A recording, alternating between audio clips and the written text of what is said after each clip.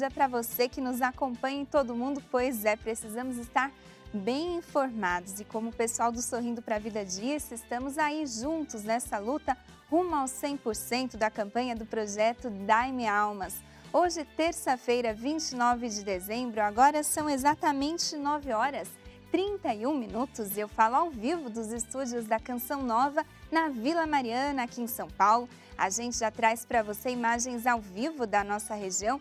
Dia agradável por aqui, mas tem previsão de chuva durante o dia e também à noite. A temperatura aqui na capital paulista pode chegar até 28 graus. Está começando Canção Nova Notícias entre os destaques dessa edição. De Brasília, nossa repórter Liana Nunes nos atualiza quanto aos pagamentos do auxílio emergencial que chegam ao fim nesta terça-feira. Falaremos sobre medidas restritivas do Réveillon no Rio de Janeiro e da programação virtual que o Cristo Redentor preparou para a passagem de ano. Entre as notícias internacionais, hoje na Argentina, senadores infelizmente debatem a aprovação de lei que pode permitir o aborto no país. Tem ainda uma retrospectiva com os principais fatos que envolveram Papa Francisco e o Vaticano em 2021. Estas e outras notícias você confere daqui a 2 minutos. A gente volta já.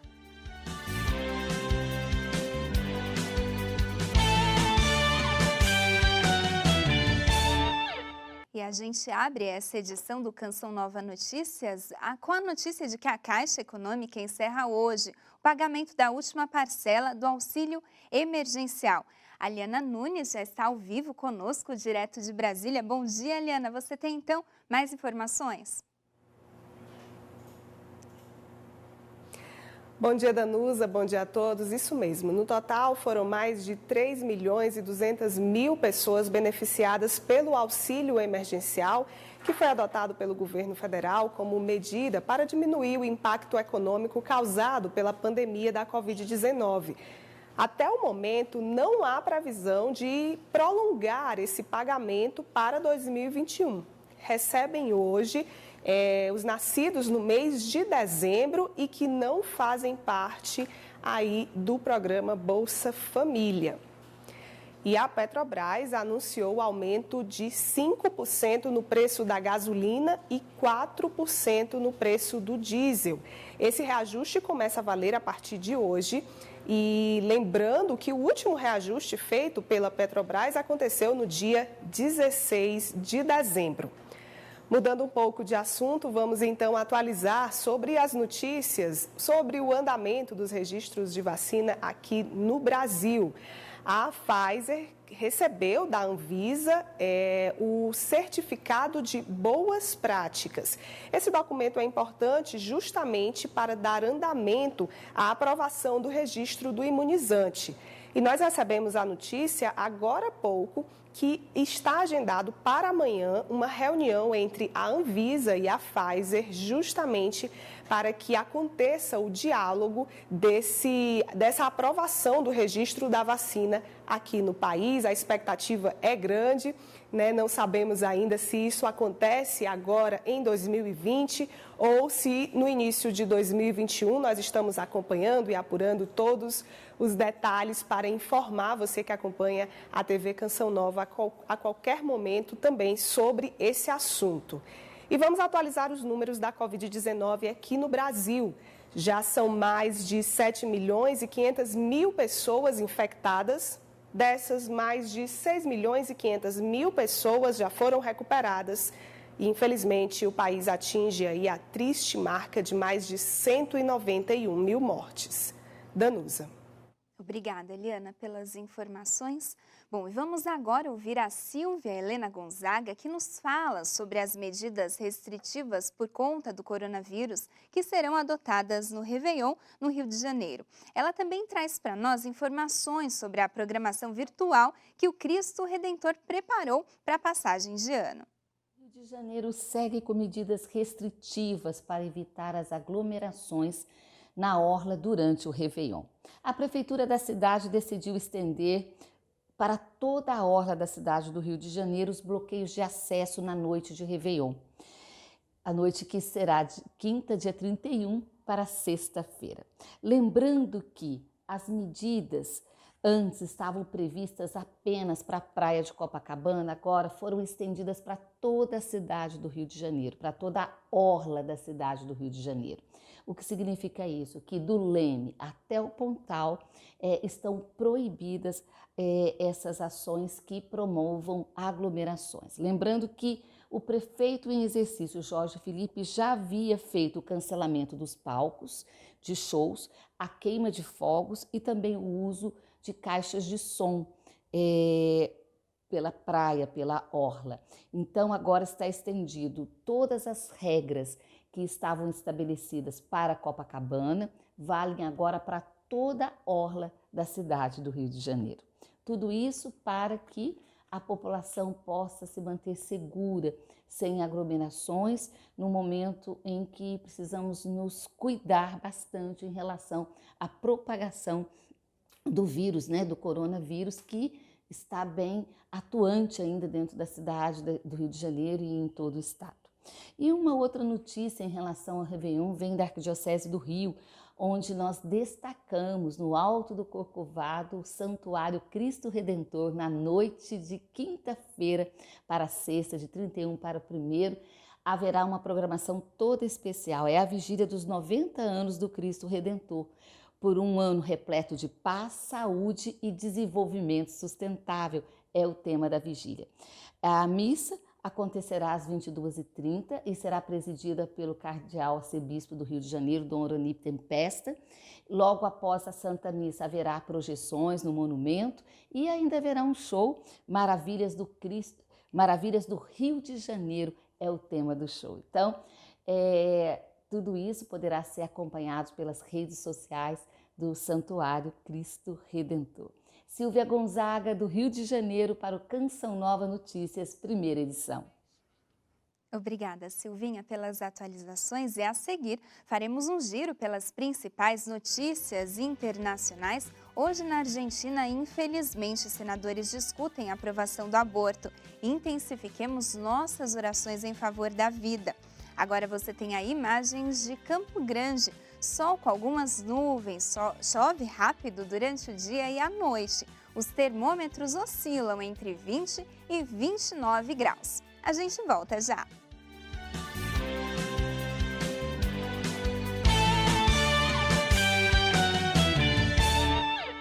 Canção Nova Notícias, edição da manhã, está de volta. Início da vacinação contra a Covid-19 na Argentina e lei antidespejo nos Estados Unidos. Esses assuntos estão entre as principais notícias internacionais desta terça-feira. Nova York proíbe a maioria dos despejos. Esse é o principal destaque do The New York Times. A medida aprovada durante uma sessão especial em comum impedirá os proprietários de despejar a maioria dos inquilinos por pelo menos 60 dias, em alguns casos, devido à crise financeira causada pela pandemia. O projeto também protegeria alguns pequenos proprietários de hipotecas. Essa é uma das leis antidespejo mais abrangentes do país. O The Washington Post destaca: Biden acusa nomeados de Trump de obstruir o processo de transição. O presidente eleito, Joe Biden, disse que o Escritório de Gestão e Orçamento e o Departamento de Defesa são agências onde sua equipe de transição encontrou obstáculos da liderança política. E o espanhol El País estampa: projeto para legalizar o aborto na Argentina chega ao último obstáculo no Senado nesta terça-feira. Senadores debatem a aprovação da lei que permite a interrupção voluntária da gravidez até a 14ª semana. A proposta já foi aprovada na Câmara dos Deputados e segue para o voto dos senadores. Faltando um dia para a aprovação, o resultado é incerto e apoiadores e opositores lutam voto a voto para fazer a balança pender a seu favor. O El Clarín destaca: quase 300 mil doses de vacina Sputnik V começaram a ser aplicadas em toda a Argentina a partir de hoje. Desde as 9 horas, no horário local, o país deu início à vacinação em massa contra a Covid-19, utilizando a vacina desenvolvida pela Rússia. Pois é, e a gente viu aí a notícia sobre a aprovação do aborto na Argentina.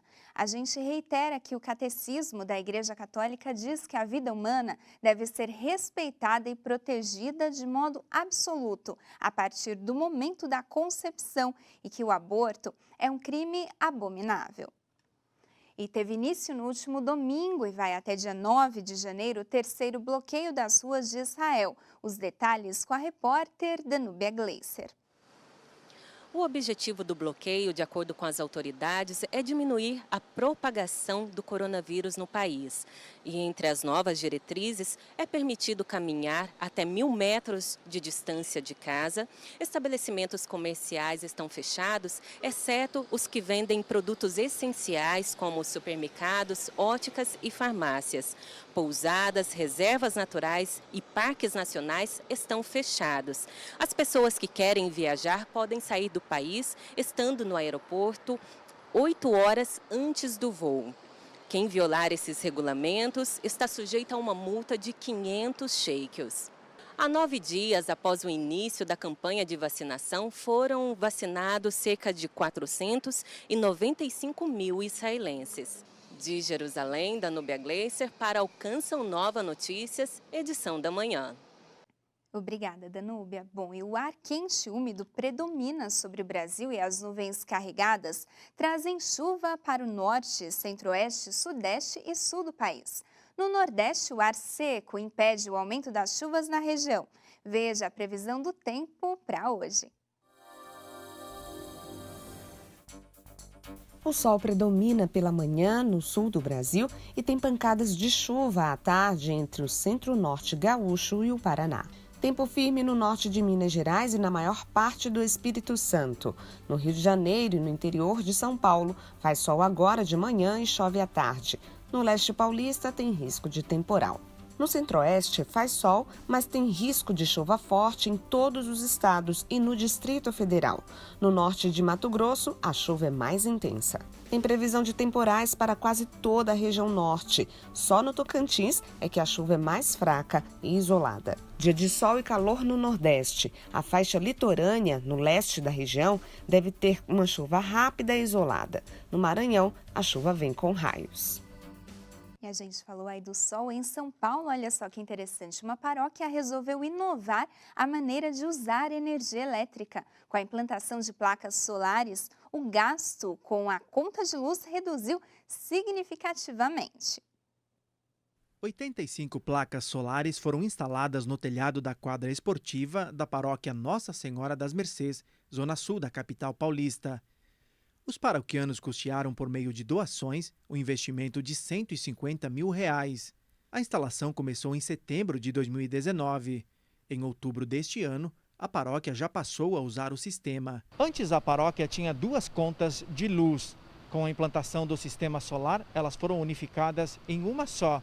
E o gasto mensal, que antes era de R$ 2.400, agora foi reduzido para R$ 150 a R$ 170. Em novembro, mês da primeira conta de luz, já com o sistema solar, o valor foi de R$ 173. Em dezembro, R$ 156. A projeção é economizar em torno de R$ 30 mil por ano. Toda essa energia gerada ela é para atender toda a estrutura da quadra, com festividades, festas e solenidades, e a paróquia também, todas as atividades dela, salões onde todas as pastorais fazem a sua utilização e já está programado, né, dentro disso a colocação de ar-condicionado para os salões e paróquia. O excedente da energia produzida vai para a rede da companhia que abastece a região e gera créditos à paróquia. Caso o consumo supere o volume produzido, a igreja tem até 5 anos para compensar. E mesmo em dias de chuva, não falta luz, ao menos que haja interrupção na rua, pois o sistema é interligado com a rede elétrica convencional. A implantação de fontes alternativas de energia vai ao encontro da encíclica Laudato Si, do Papa Francisco, em que se pede o uso de tecnologias sustentáveis em favor do cuidado com a casa comum. Não somente reduziu a conta de luz, né? Mas é importante, acho que a conscientização das pessoas em entender que isso é uma coisa que funciona, que faz bem, que é o desenvolvimento integral da vida, é um cuidado com as novas fontes de energia e que ela seja para a comunidade, né? E não para grupos econômicos. Porque o sol é de todos, né? Deus nos concedeu todas as belezas da natureza, né? E nos concedeu também a capacidade técnica de construir esse caminho. Muito legal, né? Um exemplo que pode ser seguido. E a seguir, a gente confere uma retrospectiva que o Vatican News fez com os principais fatos que envolveram o Papa Francisco e o Vaticano neste ano de 2021. Ano de lutas, permeado de muita fé e confiança em Deus. Agora, imagens ao vivo, olha só. Salvador, capital baiana. Lá tem sol o dia todo, a temperatura mínima é de 22 e a máxima de 31 graus.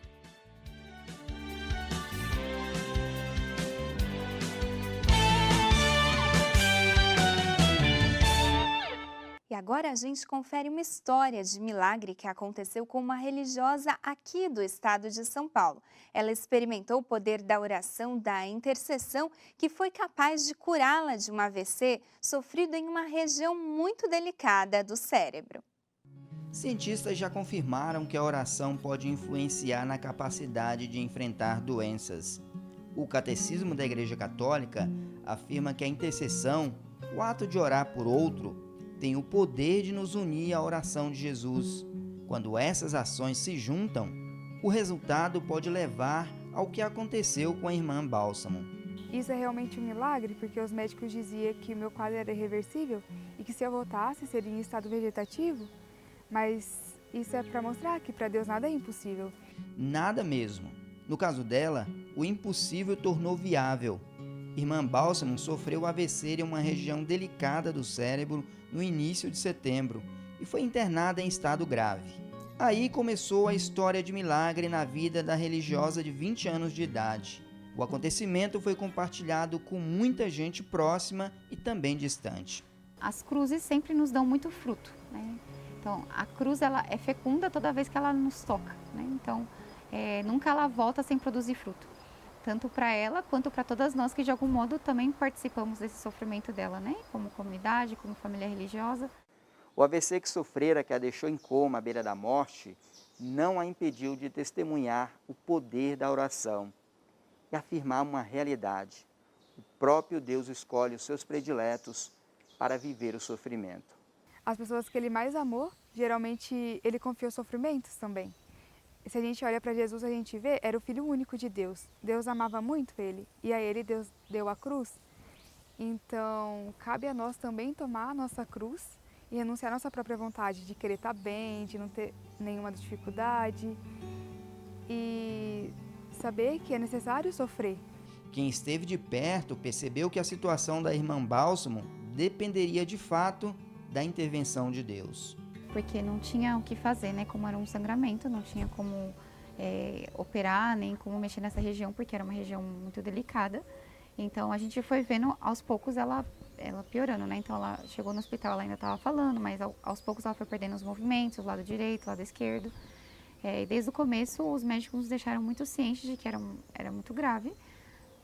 Tanto que nos ajudaram muito, justamente porque era muito grave, né? Então, a possibilidade dela morrer era muito grande. Inclusive, teve momentos o momento que ela foi perdendo, né, os movimentos, foi ficando inconsciente, os médicos não nos deram muitas esperanças, né? A madre afirma que o episódio vivido pela companheira de congregação serviu de ensinamento na comunidade religiosa e de reflexão para cada membro em particular. Para nós é uma grande lição, né, de como Deus ele pode realmente fazer milagres, né?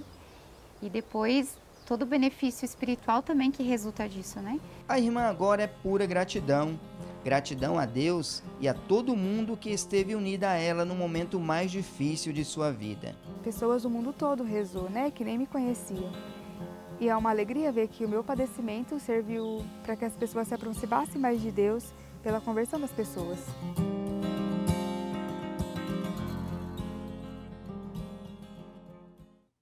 Que história bonita, né? E cheia de esperança. Bom, neste ano de 2020, a emergência de saúde mundial da Covid-19 interrompeu as viagens internacionais do Papa Francisco, mas o pontífice sempre se manteve próximo aos fiéis através da força da oração.